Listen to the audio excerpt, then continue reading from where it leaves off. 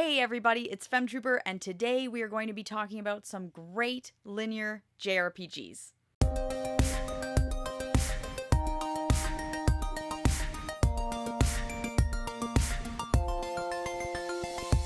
Everyone's always talking about open world games and big, massive worlds and maps to explore, but I have to admit, my favorite JRPG is one that's pretty linear. So what do I mean by linear? Basically, I mean that there's no world map and you basically progress from one part to the next. Now, I really like a lot of games that have a world map and they can still be rather linear because it's very story driven.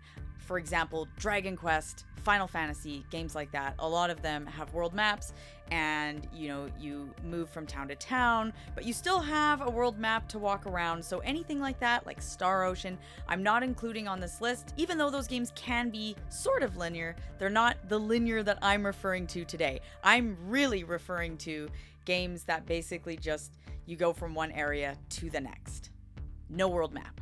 Before we get into the list though, please make sure you're subscribed if you're not, click like, and let me know what are some of your favorite linear JRPGs. The first game I'm going to go with today is pretty obvious, and that is Earthbound. I figured, hey, it's right there, let's talk about it. And it is rather linear. Although Earthbound sees you in completely different areas, different towns, different continents, you don't have a world map. You literally go from town to town through almost a route in a Pokemon style. So you'll go from, say, Onit, which is the main town that you start in, to Tucson, and you'll go to that through a route. And so you basically just walk down a very specific path, and then when you're done with that path, you end up in the next town.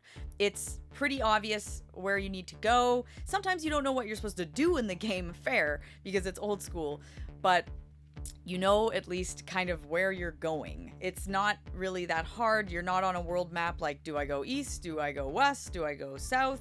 Do I go in that cave? It's like, nope. You just follow the natural progression of the story. I really like that. I love this style, and I really enjoyed it because the routes are certainly interesting. You go through all sorts of places. The game doesn't see you exploring on a big grandiose scale of a world map, even though the game is huge. The next game I'm going to talk about is a little bit hallway-ish, and that is Crisis Core Final Fantasy VII Reunion. Obviously originally on the PSP, but I have the Switch version where they did a full remake of it, and it's great and it's pretty linear. You just kind of go from story mission to story mission, and you learn all sorts of things. Crazy things happen with the story, but you're not exploring on a big world map at all. It's really great because this is one that is a love letter for Final Fantasy VII fans. You get to play as Zack Fair, who's a great character. This game is very bittersweet because it's exciting, but it's sad. And if you've played Final Fantasy VII, you pretty much know what's going to happen, but that doesn't mean that it's not worth playing. It's a really fun game. It really, really gives off that PS2 hallway vibe, and you are literally just walking down defined pathways and having a great time though, because there's enemies and interesting places to check out, but it is very defined. This is totally worth it. Please check this out. And I don't hear it talked about as much anymore, but it is really good. And I know that it is sort of like you got to play Final Fantasy VII to truly get the full experience. I guess you could play it without. I wouldn't. I feel like play Final Fantasy VII before you play this, but it is a really cool game and it's rather linear. It's pretty straightforward. Now, this next one you could apply to various games in the series. I'm going to go with Pokemon Let's Go Pikachu, but a lot of the Pokemon games you can go with, including all the originals. It's more recently that they decided to make it more open world and, more of a sandboxy kind of adventure. But I mean, the original Pokemon games, like Earthbound, you start off in a town and then you leave that town, you end up on a route, and then, you do things there in that route, and then if you keep going, you just find yourself in another town. Sometimes that route ends up becoming a cave, or you have to take a route that's maybe in the ocean, or, you have to, go into a factory, and then you come out the other side, and you're at another town. But it's very, very defined, and you know where you have to go. I really like the concept of taking a route in Pokemon, walking around, but not really knowing what's on the other side. So you'll leave a town and, you know, you don't know, am I going to find, you know, another environment, another climate?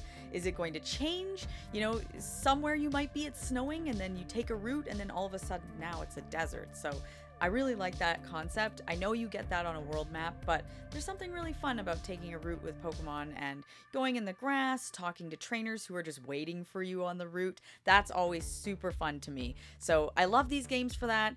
They are super linear, but they're huge. And I think that's what is the big thing for me here, is that you still get that big sense of adventure because you're going to tons of different towns, exploring different environments. You'll be in the mountains, you'll be on a beach, wherever, but you're not actually having to just wander around on a world map.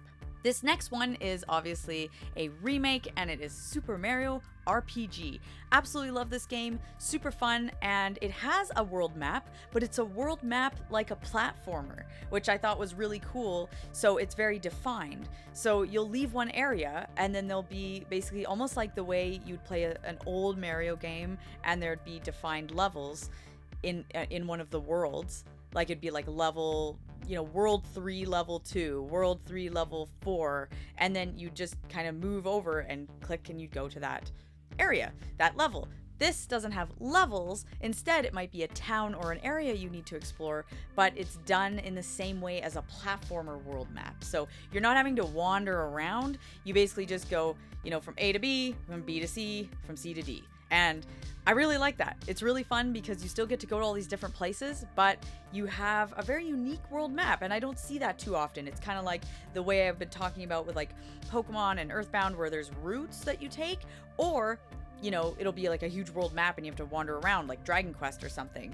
This is kind of different because you still get a world map. It's there, but in a different way because it's Super Mario, and I feel like that was a really neat way to incorporate the platforming thing, but mix it with a different genre, which is obviously a JRPG.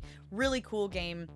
It's wonderful. It gets you into JRPGs if you're not. It makes you love JRPGs if you already do. Like, the game is fantastic. Fun combat, fun music, fun characters. It has new characters that are not in any other Mario games. So it's just a really cool game. I mean, if you like video games as a whole, how could you not like this? Next, we have a classic one here, and I usually don't talk about games I haven't beat. It's a weird rule I have, but I do sometimes. And although I didn't actually make it to the very end of this game, I've played a ton of it, like 85-90% of it. So I am going to talk about it because I am one of those people that do like it, and that is Final Fantasy 13. Yes, this is the original hallway simulator. There is no world map, there's no towns, there's nothing. And that sounds like horrible, you'd think, but how would you like that? That sounds like the anti-Femtrooper thing. But for some reason, the story had me hooked. I really liked the characters, and I really just enjoyed it. And I have to say, the battle system, although completely unorthodox, wacky, weird, whatever, I actually really liked it because it clicked with me. And, you know, the second it clicked, I was like, okay, I'm feeling this. It was really different. So I actually do like Final Fantasy 13. I really hope that this gets remastered and ported to newer systems because it's just sitting kind of like on the Xbox 360 and the PS3. And I know there's like a Steam version, but I never count that. But anyway, I like this. I think it's a really cool game. And yeah, you really do just walk down defined paths, battle enemies, and go to the next area. More defined paths, battle enemies, go to the next area. But for some reason, it wasn't boring, and it actually was fun to me. So as someone who enjoys towns and going into shops and people's houses, you would think I would hate this, but I absolutely loved it. So I'm a big fan of Final Fantasy 13. I think it's a cool game, and while it is a hallway simulator in a way, I like hallway simulators. Okay, the last one I want to talk about is a kind of a weird one that I don't think anybody talks about. I never hear about people talk about it, so I wanted to talk about it today because I thought, you know what? That one is pretty linear, and it's really cool, and that is Dragon Ball Z Attack of the Saiyans. Yes, this is a JRPG, and yes, this exists. And yes, I beat it like maybe 3 years ago. So really, really fun game. It's super linear. I originally bought this like 10 years ago, started it up and had no idea what was going on, and then I just put it down. I beat this game after I had played Dragon Ball Z Kakarot, so I knew the entire story of Dragon Ball Z, because the weird thing about this game is it starts at the end of Dragon Ball and then goes into the start of Dragon Ball Z. So if you're not familiar with Dragon Ball, it kind of seems a bit weird, like you're starting. So I feel like you should know the story of Dragon Ball before playing this. And so once I had read Dragon Ball and Dragon Ball Z, like the full manga, then I was like, oh, I was so, ready for this. And it's basically just the first arc of Dragon Ball Z, but it does start near the end of Dragon Ball, which is kind of weird. So I didn't know what was happening, but then once I knew, and once you actually, if you do know the story of Dragon Ball, you're set. So just a warning on that one, because I remember starting it up going, huh? So I do understand it obviously now. And then once I did and I played this game, it is fantastic. This is very traditional, very like nothing creative, I would say, going on here, but just a really fun standard JRPG. But it is rather linear. There's no world map. You go from one, moment to moment in the story, and it's really fun because there's different dungeons, so you got to walk around the dungeons, but there's no like walking around a world map wondering where do I go, what do I do. You kind of just end up somewhere. You're like, okay, I'm in this area now, and that's like a dungeon. So it might be like, you're in some kind of cave, and then you'll have to walk around, deal with enemies, battle a boss, and then you go from one thing to the next. It's very, very classic that way. Traditional turn-based battles. It's really fun. So I feel like if you like anime and you like Dragon Ball Z, like you'll love this. And especially if you know the story, like you're gonna have a great time here. It's really cool. But yeah, it's pretty linear because you're just going from one story act to the next.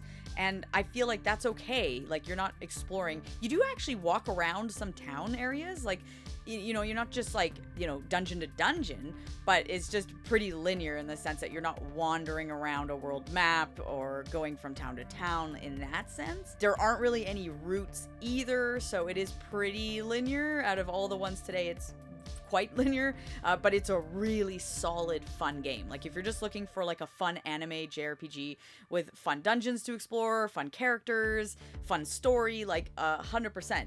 You just have to know a little bit before you go into it. If you're completely blind on Dragon Ball Z, I would say just look up some stuff first. But I do recommend this a lot. I feel like no one talks about it. It's kind of rare, and I think it is kind of hard to get your hands on. But if you can, it is really, really, really solid. Super fun game. I am so sad that we didn't get more of these because I would love to see, more of the sagas, more of the acts of Dragon Ball Z turned into like a 16-bit kind of style JRPG the way this was done. So fun. So highly recommend this, and I wanted to kind of highlight it today because no one talks about it. Now, there are tons of linear JRPGs out there, and I could probably make another video, but I just want to leave it at this today because these were ones I just wanted to showcase, and maybe we can do a part 2 in the future. Let me know if you'd be interested in that because I love linear JRPGs. We could do another video or even talk about my favorite JRPGs with world maps. I don't know. I just love the subject. I love JRPGs, and any way to talk about different games